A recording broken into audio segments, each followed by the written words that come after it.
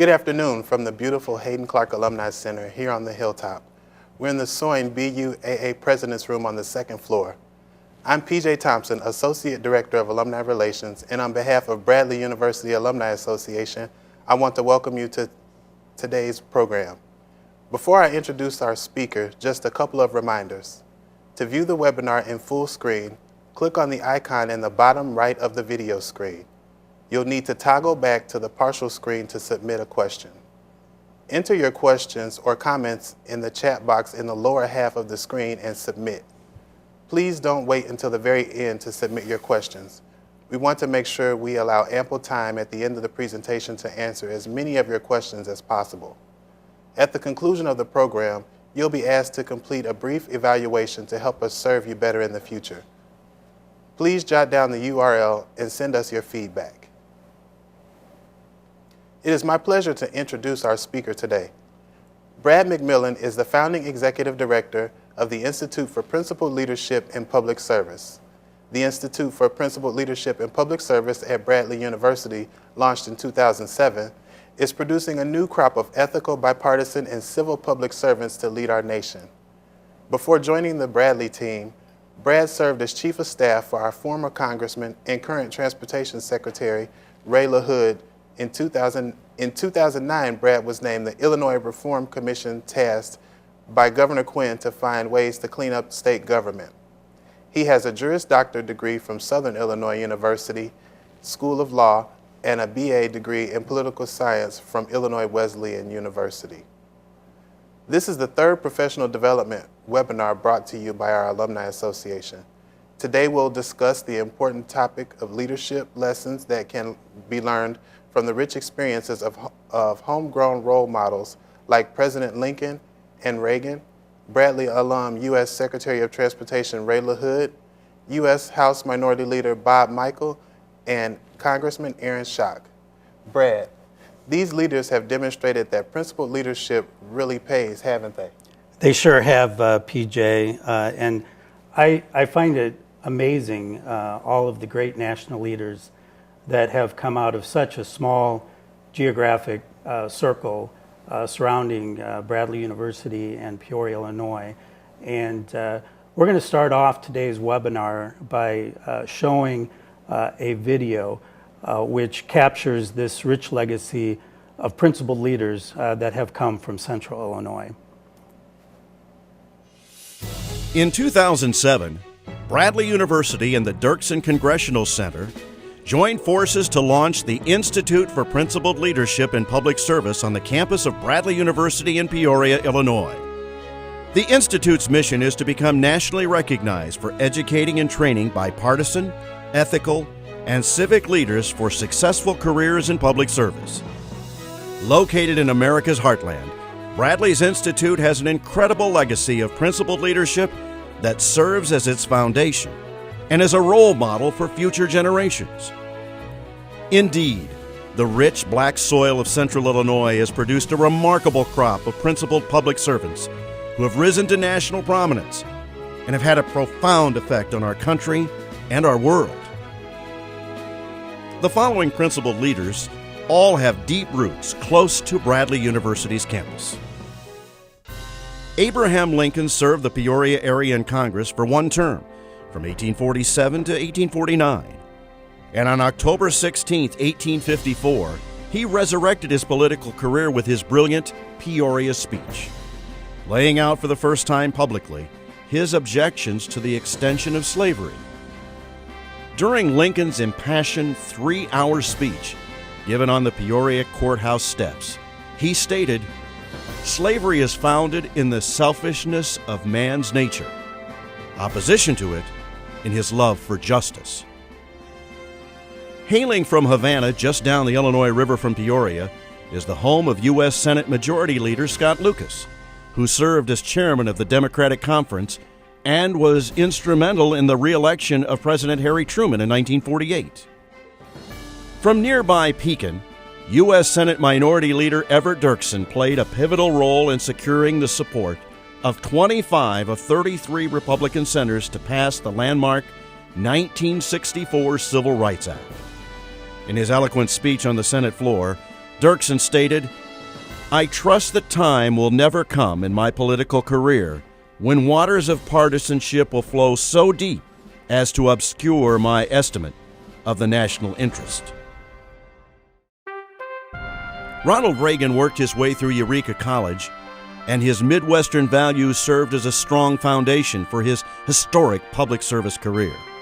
Through his stalwart leadership, Reagan helped end the Cold War, and he was known to be kind even to his political adversaries. Graduating from Bradley University in 1948, Bob Michel went on to serve with great distinction in Congress for 38 years, becoming the longest-standing U.S. House Minority Leader in our nation's history.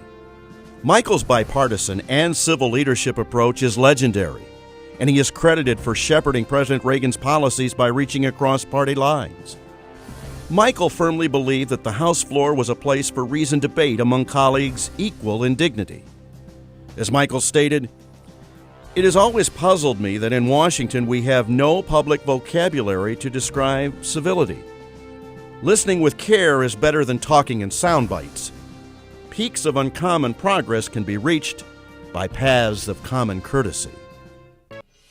Michel's successor, Ray LaHood, also graduated from Bradley University in 1971 and led congressional efforts at promoting civility. Because of his fair-handed demeanor, he chaired the House of Representatives during proceedings on contentious issues. President Obama appointed LaHood the 16th United States Secretary of Transportation, becoming the first Bradley alumnus to hold a cabinet position. Congressman Aaron Schock, also a Bradley University alumnus, became the youngest member elected to the 111th Congress and is continuing a legacy of forming bipartisan relationships with members across the political aisle. His Midwestern common sense, keen grasp of public policy issues, and tireless work ethic are making him a shining star in our nation's capital. So for 54 years and counting, an alumnus of Bradley University has well represented the 18th Congressional District in our nation's capital. All of these national leaders with strong ties to Peoria all share similar values. They have treated colleagues from both parties with mutual respect. They were known for their integrity, and they have placed the best interests of our country above partisan politics. Since the mid-19th century, principled leadership has played well in the Peoria area. Bradley's Institute believes that this legacy of leadership can play well nationally and serve as a model for future generations.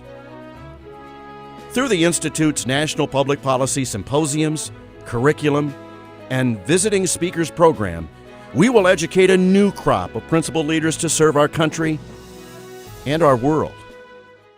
Bradley's Institute will inspire a new generation of bipartisan, ethical public servants to help provide solutions to our toughest public policy issues.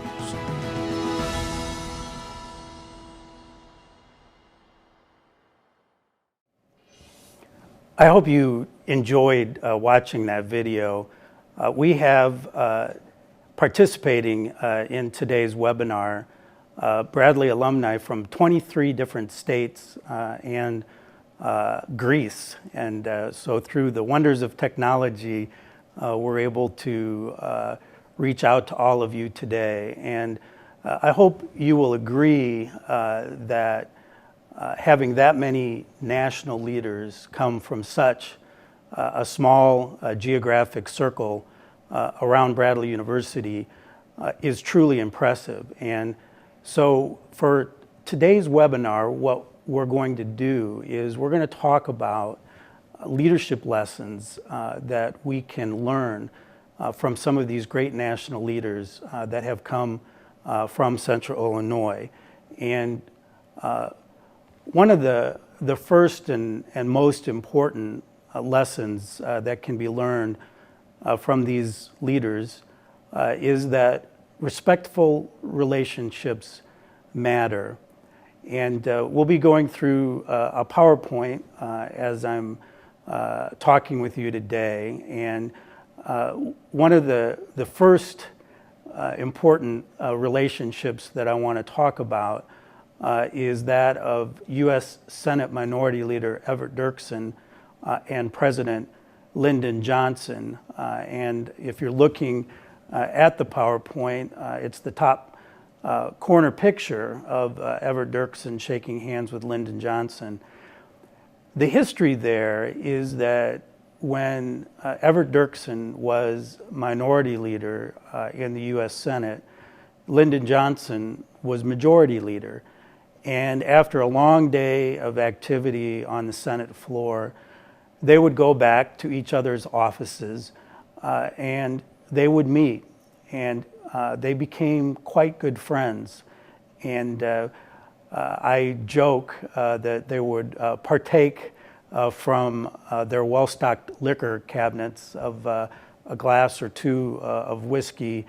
But what the important thing is they formed a genuine friendship that was based on trust and mutual respect. And now, did they agree philosophically on every public policy issue? Absolutely not. But they found common ground where they could. And the most important piece of legislation that they worked on together was the 1964 Civil Rights Act. And in that day, there was a large group of Democratic U.S. senators from the South that were not going to support the Civil Rights Bill. And so President Johnson had to turn to his good friend and colleague, U.S. Senate Minority Leader Everett Dirksen, and work with him for over a year, almost on a daily basis, working on that piece of legislation. And President Johnson insisted that the Democratic leadership meet regularly with Everett Dirksen to get the job done. And at the end of the day, Senator Dirksen got 27 of 33 Republican senators to support passage of the 1964 Civil Rights Act, which was a remarkable accomplishment. The next relationship that I want to speak to is that of U.S. House Minority Leader Bob Michel. And those of you who are Bradley alumni know that Mr. Michel graduated from Bradley University. He served with great distinction in Congress for 38 years, the longest standing U.S. House Minority Leader in American history, 14 years. And during the time that President Reagan was in office, which was 2 terms, the Republicans were significantly down in numbers in the House of Representatives. And so the only way that any of Reagan's policies could possibly get passed is by Bob Michel's ability to reach across the political aisle and get conservative Democrats to support those policies.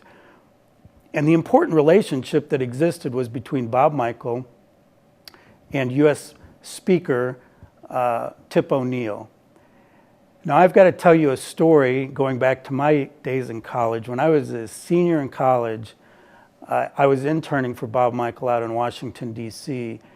And after a long day of debate and activity on the House floor, Mr. Michel would come back to the leadership office and see who was still hanging out. And I would always be there. And he'd say, hey, why don't we go to Bullfeathers, which is a famous restaurant bar a block from the Capitol, and I'll call Speaker O'Neill and see if he and some of his staff want to join us.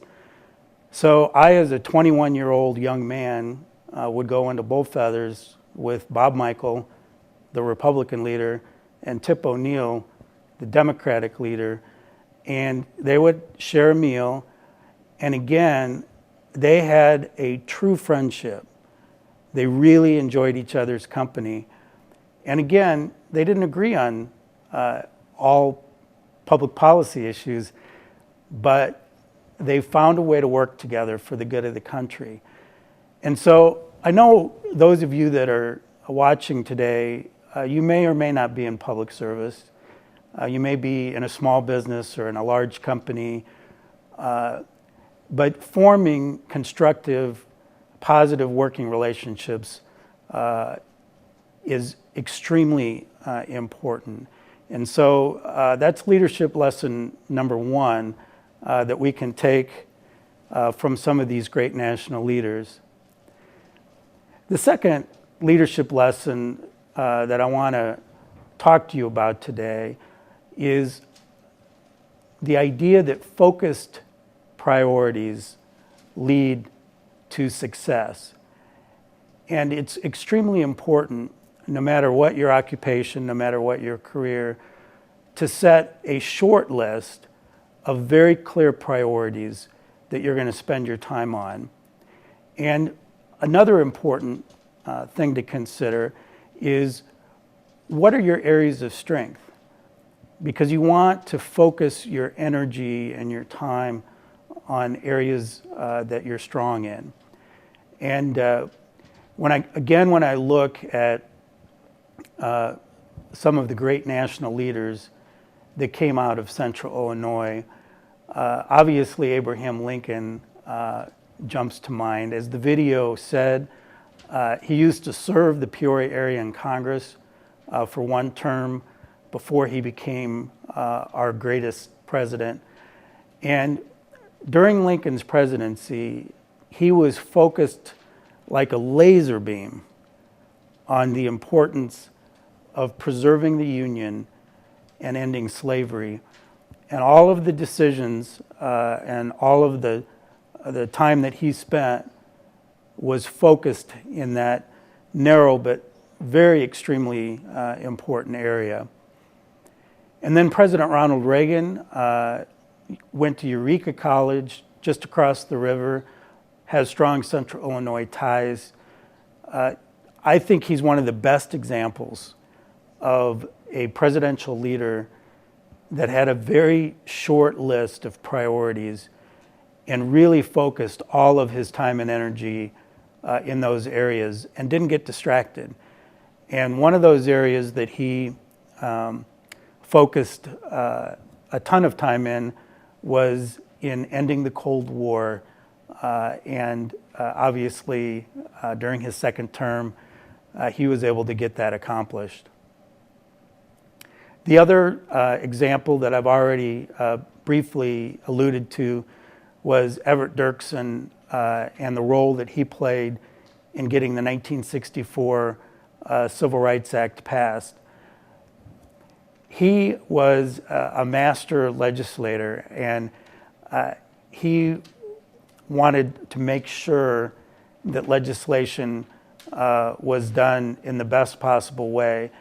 And at the end of the day, Dirksen was able to get 14 substantive amendments to the Civil Rights Bill that even the Democratic leaders admitted at the end of the day made the bill much stronger for America.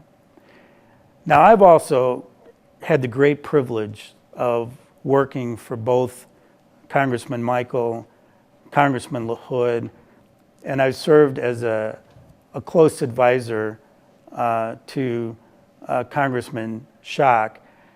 And the thing about all of them is they have different strengths that they brought to their congressional jobs.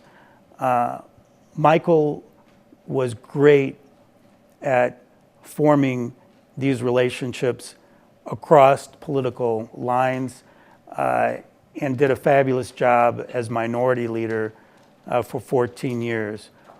Congressman LaHood, on the other hand, he felt that benefiting the communities that made up the 20 counties in the 18th Congressional District was where he wanted to invest a ton of time and energy.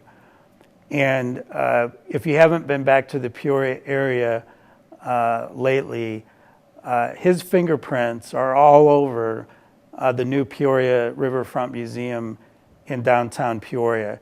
His fingerprints are all over the new Cancer Center at the U of I College of Medicine. And again, what he did was he focused his strengths in areas that he was passionate about, and that fit his skill set very well. And then Congressman Schock, he is really interested in the big legislative public policy issues of the day. And because of that, he was appointed as the youngest member of the Ways and Means Committee.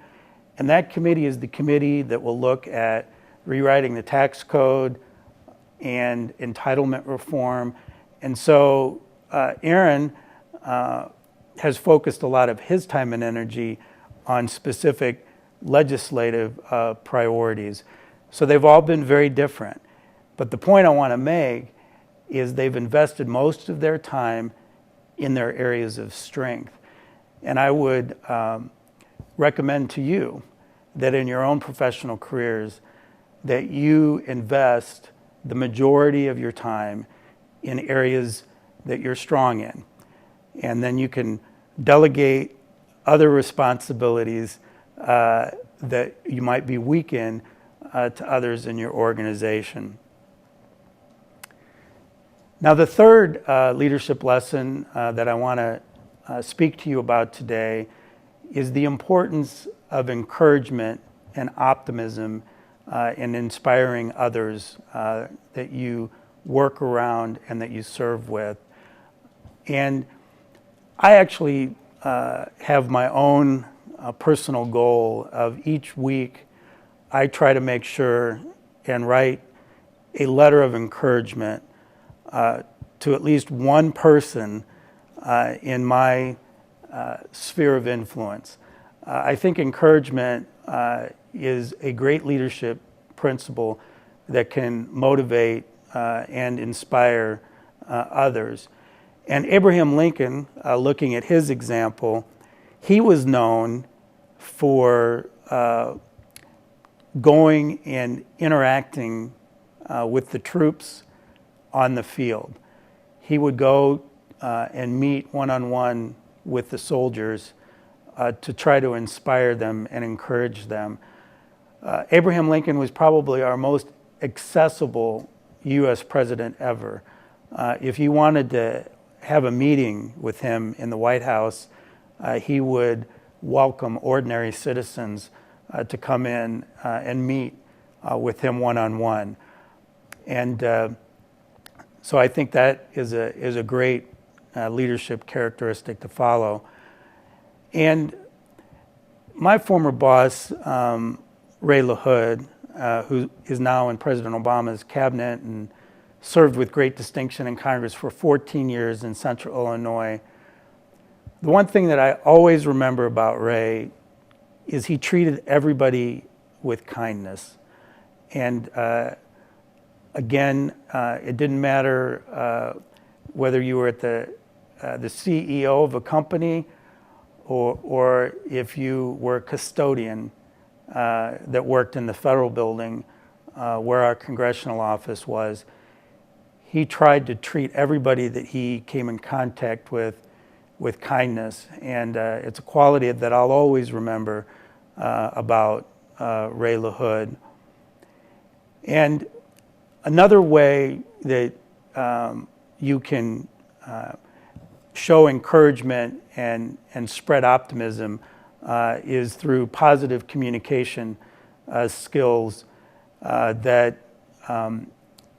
Dirksen was an amazing communicator, both orally and at the Dirksen Congressional Center. You can find personal letters that Dirksen wrote to President Johnson, President Kennedy, Senate Majority Leader Mike Mansfield, very personal letters that were of great encouragement and very positive in nature. Reagan, the eternal optimist, was always positive in his communications with others. And Bob Michel is probably one of the most upbeat individuals you'll ever meet in your life. And so again, I would encourage you to inspire others at your workplace, in your careers, in the community, through your own personal touch of encouragement and be optimistic in your communications with others. The next leadership lesson that I want to chat with you about this afternoon is the importance of listening and considering different views. You know, the first point on my PowerPoint slide says, do not surround yourself with bobbleheads.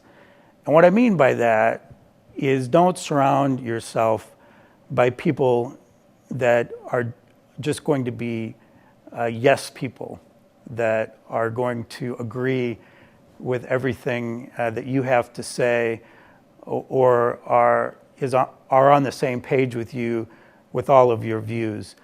Indeed, President Lincoln, and this was told in The Team of Rivals that was written by Doris Kearns Goodwin, what Lincoln did when he was elected to the presidency is he took rivals that ran against him for the presidency and appointed them on his cabinet. And these were individuals that had said very negative and very critical things of President Lincoln during the election. But Lincoln realized that these individuals had unique strengths and talents that they could bring to his cabinet. And he also knew that they would challenge him on his views. And he believed strongly that that was important, that he take in divergent views.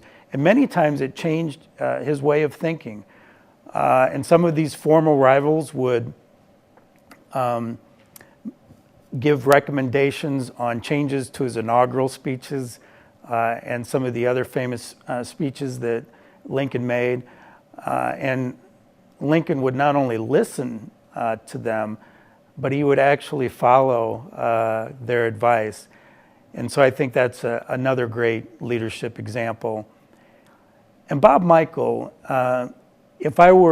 he had a number of strengths, but probably one of his strongest leadership skills was that of listening.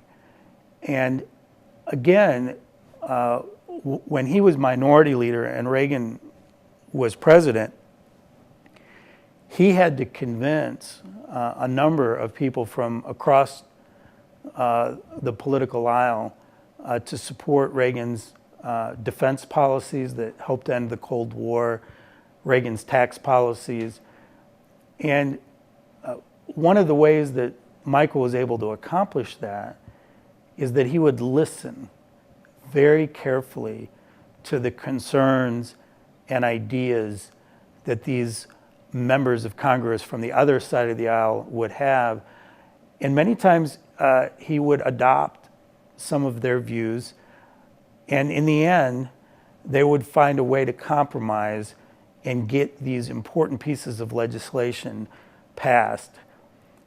And then again, my former boss, Ray LaHood, I recall fondly many, many meetings in our congressional office where we would bring in state legislative leaders or community leaders.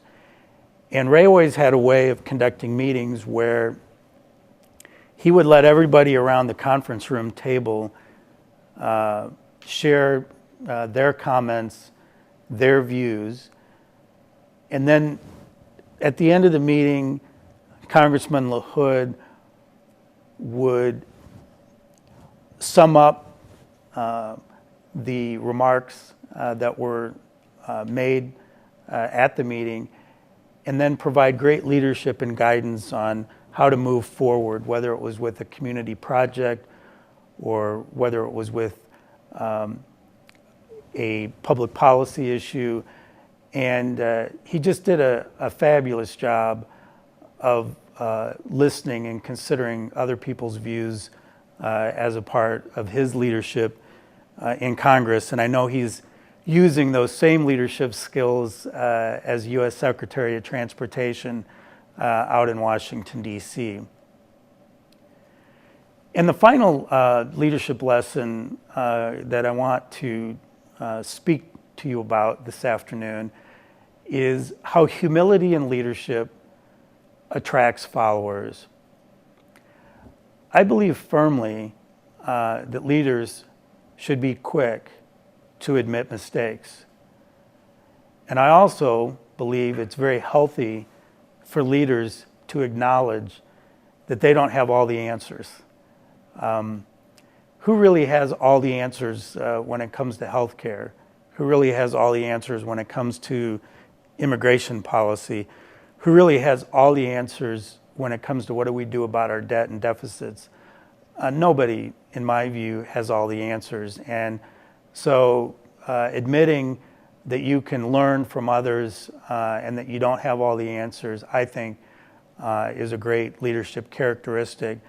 And I think that if you look closely at Ray LaHood and Ronald Reagan and Everett Dirksen and Bob Michel and Abraham Lincoln, that you will see that they all had a healthy streak of humility as a part of their character.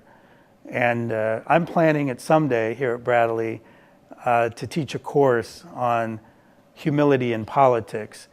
I know that some of you might think that's an oxymoron, that when you look at the politicians of the day, whether it be in Washington, D.C.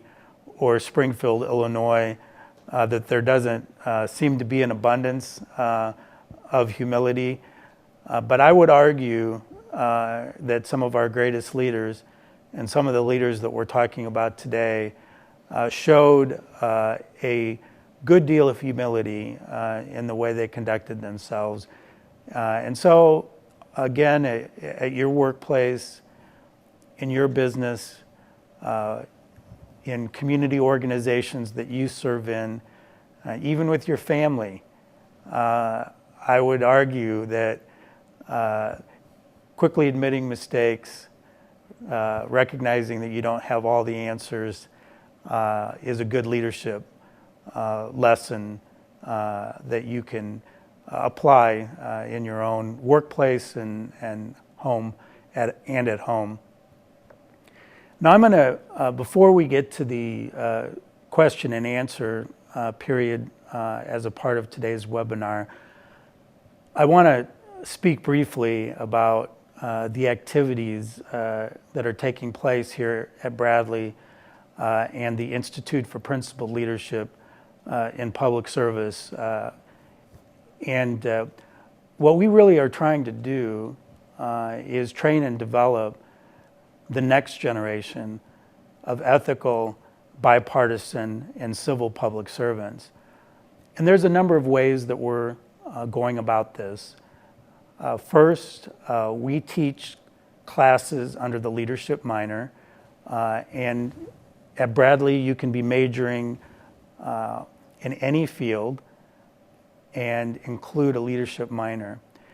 And so by way of example, last fall I taught a course on ethical leadership, and I had students from all five colleges at Bradley in my class. So I had engineers, I had communications majors, I had education majors, I had political science majors, and it's great to be able to interact with that diversity of undergraduate students. And so I also teach a course on bipartisan leadership and on servant leadership. So through our curriculum, we're able to reach students with this kind of leadership that we've been talking about today. And you need to realize that this generation of students, they've seen nothing but the partisan bickering that's played out on national TV and what's taken place here in Illinois. And so when they learn that there's a different style of leadership, of bipartisan leadership, a light goes on, and they realize that they can approach things in a different way. The other important activity that we're involved with the Institute is we hold national public policy symposiums on the current issues that Congress is dealing with. We've had 3 U.S. cabinet members in a row come to Bradley. We had Secretary Arne Duncan on transforming public education. We had Secretary Ray LaHood on the future of Midwest transportation. We had Secretary Vilsack on the future of Midwest agriculture. And what's great about these symposiums is Bradley students not only get to introduce the notable speakers, but they get to present research projects that they've been working on in class directly to these national leaders. And it's just a fabulous experience for our Bradley students. One of the other areas that we want to be known for at Bradley is we want to become a lighthouse for promoting civic engagement on the campus of Bradley University. And during the last election cycle, we did a great job of registering students to vote. We had a huge rally at the Renaissance Coliseum called Engaged, where we brought in state leaders.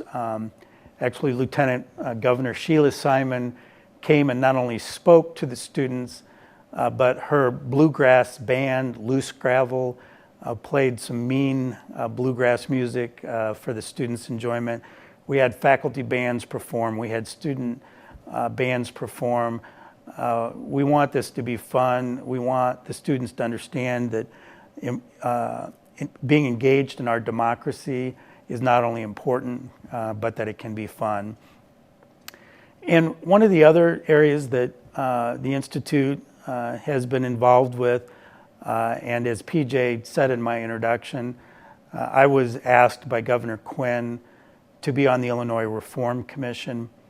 There were 15 members that were picked throughout the state to be on that commission, and we were given 100 days to come back with a report to the governor and to the General Assembly on what do we do to clean up Illinois politics and state government. And one of the recommendations in that report dealt with redistricting reform and how we need to have sweeping reform in the way that we draw our state legislative and congressional districts here in Illinois.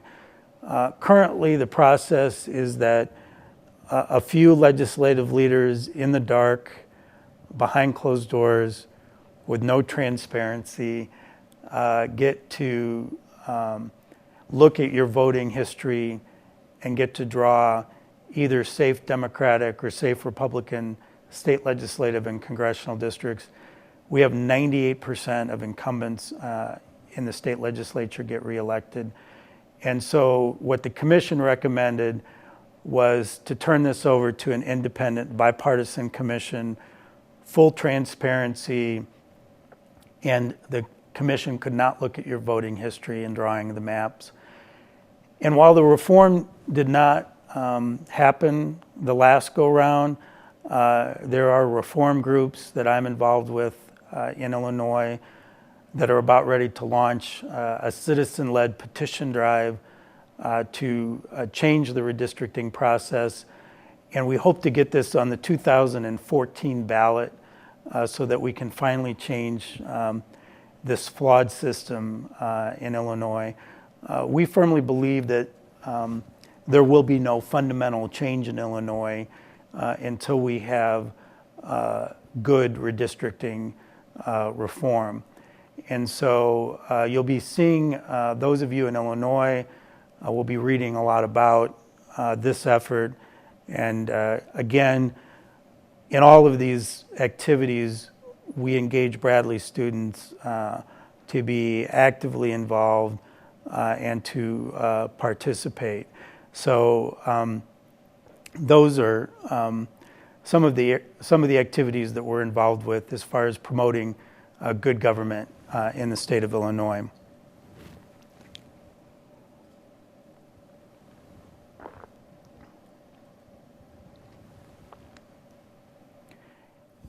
And the thing that we're looking forward to next year as a part of our programming activities for the Institute is next year will represent the 50th anniversary of the signing of the 1964 Civil Rights Act.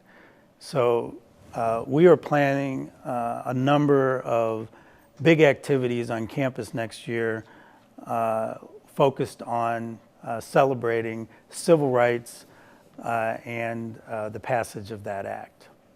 And I think we're now about ready to jump into the question and answer part with PJ. Awesome. Brad, I have a couple questions for you. The first is, can you identify any political leaders in office today that are humble leaders in office today? Well, one of the things that the Institute does is we give out a National Bipartisan Leadership Award. And the first National Bipartisan Leadership Award we gave to Secretary LaHood at a ceremony here at Bradley. But then the last award we gave was to Congressman Steny Hoyer, who is the number 2 Democrat in the House of Representatives right now. And if I were to pick a leader, a current leader, that I think exhibits great humility, I think Congressman Hoyer would be at the top of the list. He actually reached out to Congressman Schock early on and invited him to go on some international trips. And Hoyer, like Michael, like Dirksen, has this strong belief that working with others across the political aisle is what's best for the country. And so he's willing to put country first and party interest second. And I think that's a great quality that he has. You know, on the local scene, I think Senator Dave Kaler, who's in the Illinois legislature here, exhibits great humility, and he always tries to work with everybody, whether it's on what's happening in Springfield or what's happening in the Peoria community. So there still are some really good shining examples, but we could use many more, both in Washington and in Springfield. Awesome, thank you. My next question, are there any upcoming events for the Institute for Principled Leadership in Public Service? Well, a couple things, and I started to begin to talk about this, but what we're looking at doing is having a number of events here on campus next year that will focus on civil rights.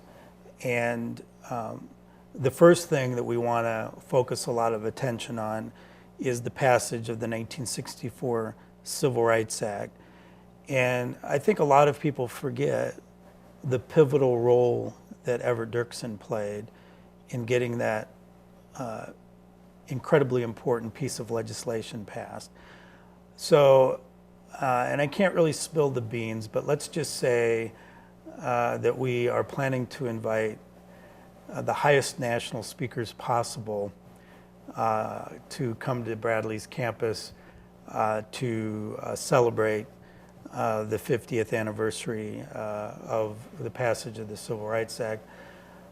But beyond that, we in Central Illinois have played other roles in civil rights. Betty Friedan, who wrote The Feminine Mystique, is a woman from Peoria. And that book had a great deal to do with women gaining in the civil rights and trying to promote gender equality. So I think we're going to end up having an event that will also include looking at Betty Friedan. I don't know how many of those participating in the webinar today have been able to go see 42, the new movie on Jackie Robinson. I took my two youngest boys, to go see it this weekend, and I highly recommend it. It does a fabulous job of telling Jackie Robinson's story and the intense discrimination that he came up against. And so one of the things that we're looking at doing is maybe showing 42 on campus and inviting all of the students to come and watch that movie. And I dream big. In my mind, I'd like to invite Jackie Robinson's wife to come and be able to speak after the showing of the movie. Awesome, thank you. Well, Brad, thank you for spending your afternoon with us. This concludes our program, but I'd like to remind you to please tell us how we did by completing a brief evaluation. Thank you. We'll be making Brad's slide presentation as well as the recorded version of this webinar available to you soon, so watch out for our email. If you're interested in more personal and professional development programming, be sure to register for our inaugural Leadership Summit, June 13th through 15th, 2013. This two-day summit will take place right here on campus, where you'll have the opportunity to interact with and learn from dozens of distinguished Bradley faculty and alumni, all thought leaders and experts in the field. Bradley alumni and current students receive a discounted registration fee. Visit www.bulum.org/leadership summit for details. In the meantime, I invite all of you to call or email us with any questions or comments you may have, or any other alumni programming. From here in the beautiful Hayden Clark Alumni Center, good afternoon. Thanks again for joining us today.